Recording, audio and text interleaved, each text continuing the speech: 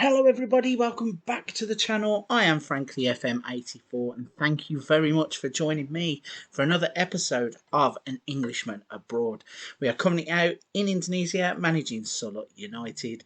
In the last episode we had a league game where we got a great 4-2 win to take us back to the top of the table as we are looking to win yet another Indonesian Shopee Liga 1 title. So in today's episode you can see that again two worlds will collide as our former club in An Englishman Abroad, Buriram United, are the team that come to the KLABAT to face us in the AFC Champions League. Before we get into that though, please don't forget to hit the subscribe and like button to help the channel out. If you've done that already though, let's give you a little look at what's been going on since you've been away by hitting the schedule tab. So you can see since the 4-2 win, we've only actually moved forward one game. We had a league game where we beat Madura 3-0 with goals from Ahmed Maya, Gunter Hamid and Pablo Quintana. If we go back to the homepage, you can see that puts us top of the league, joint top should I say, with PSIS. Arima are sniffing around, as are Percy Pura. And as I alluded to at the end of the last episode, it would be really nice if some of these teams can keep pace with us, as it would be really good to have a title race. Last couple of seasons we have just stretched our legs and moved on to winning the title at a canter. So it really would be good to keep it exciting in what could be the last season. If we go and win this Asian Champions League, it could end up being that back-to-back Champions Leagues for what did it when we were at Buriram. So it could be the benchmark for what we are aiming to achieve here in Indonesia. But speaking of Buriram United, let's have a look at the team that will face off against Buriram. So we are going to have Francisco in goal. We've got Eka, Ardancia, Quintana and Lavu at the back. Mowanto, Wadi and Prosecco in the middle. We've got Hamid playing behind Maya, and Amri is up front as Mursalim isn't quite fit enough to make the start in this one, so we are going to give a game to Amri. Right then, let's see what happens when we face off against former team Buriram United. Here we go then, as the game gets off and running, and we are going to have a traditional early throw-in as Eka throws the ball to Mowanto. It goes back to him, and Jaidid is back there making the tackle, which is something he didn't do too often when he was playing for me.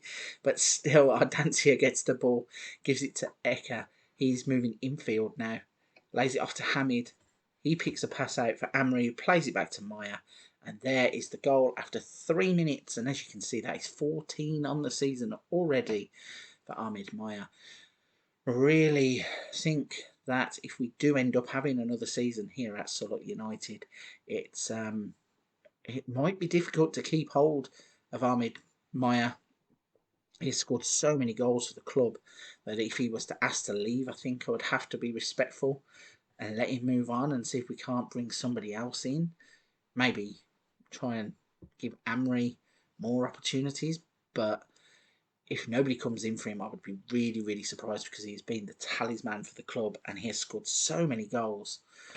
But let's not think about that now, as we're on another attack, as Unlovu's got the ball. He tries to beat his man. Instead, he lays it off to Amri, and Amri's cross comes in.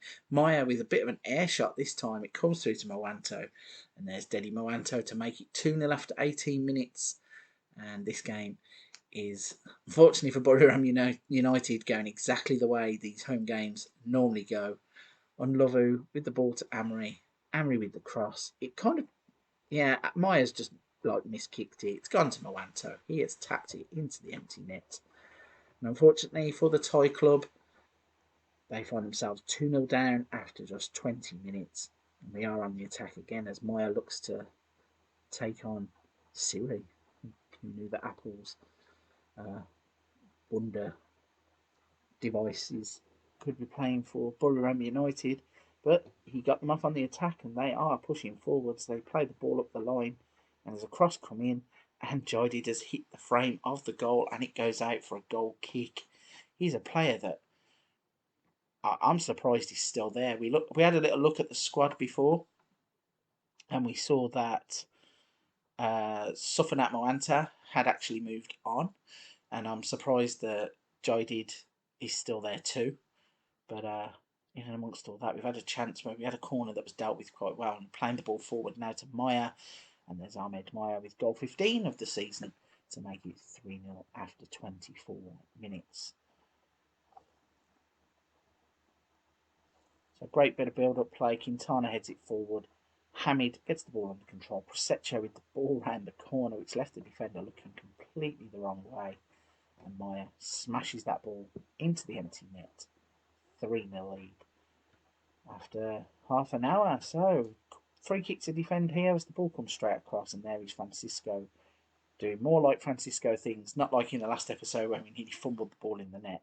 And he has come and claimed the free kick and started the attack. He gave it straight to Moanto, and there it is. You can see that the goalkeeper, Andreas Francisco, is credited with the assist. He plucked the ball out of the air from the free kick, launches it up the field. Moanto takes it just inside their half, runs straight at the defender, cuts inside of him, and Moanto tucks the ball into the net to give us a 4-0 lead. And this is getting to the point now where we're scoring so many goals in this Champions League. It's kind of ridiculous, especially in the home games.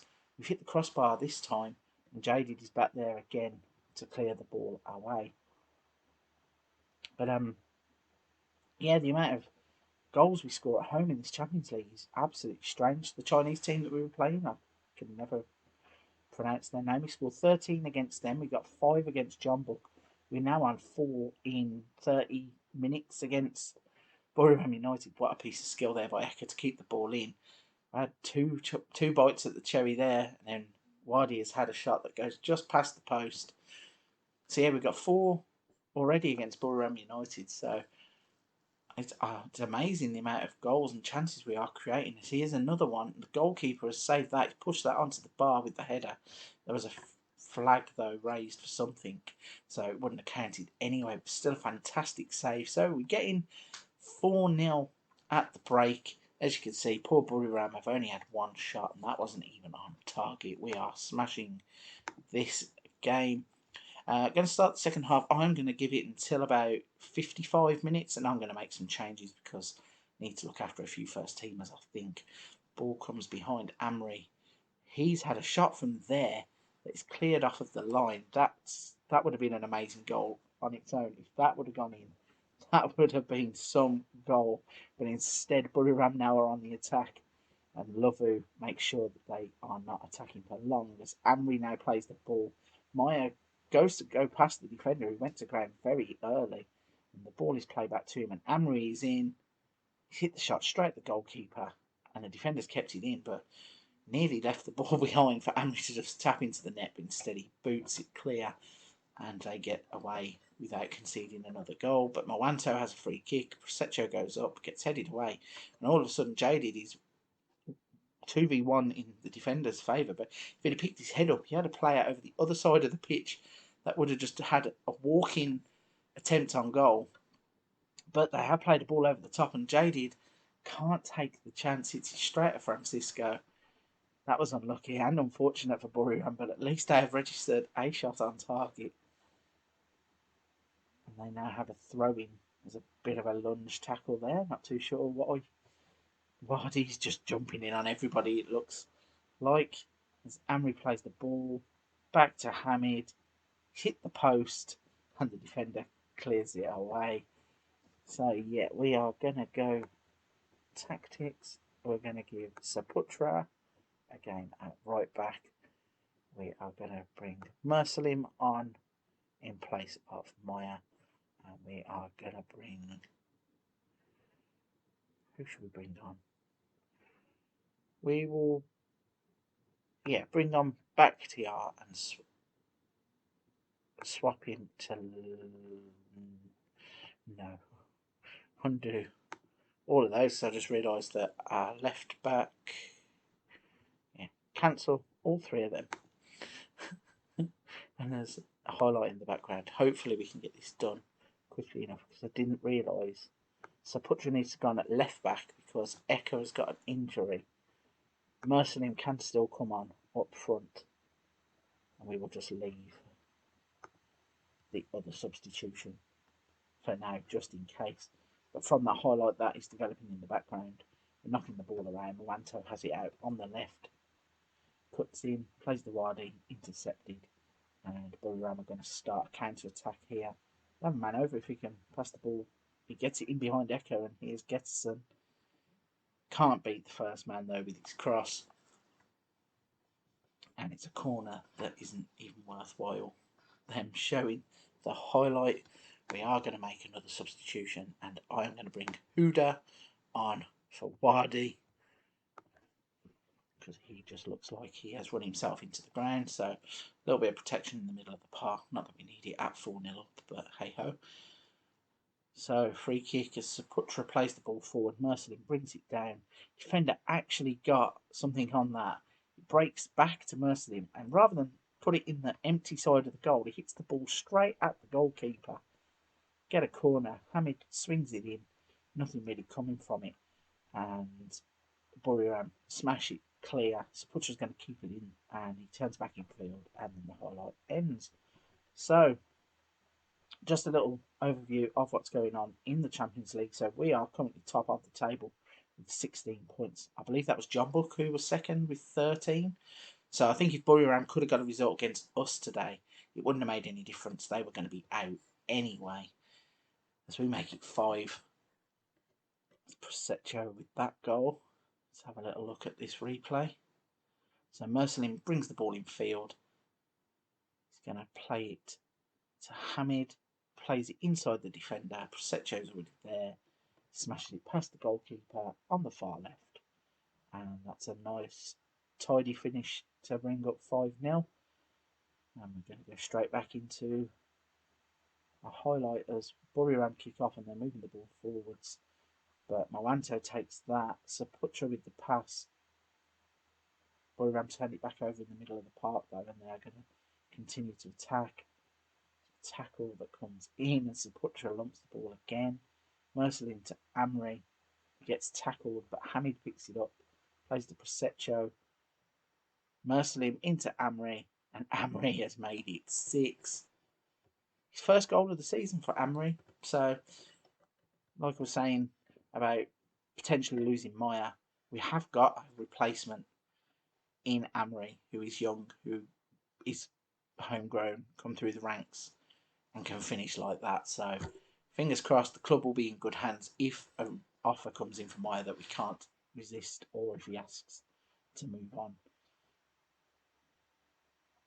So 6-0, 89th minute, and what are we doing? Continuing to attack.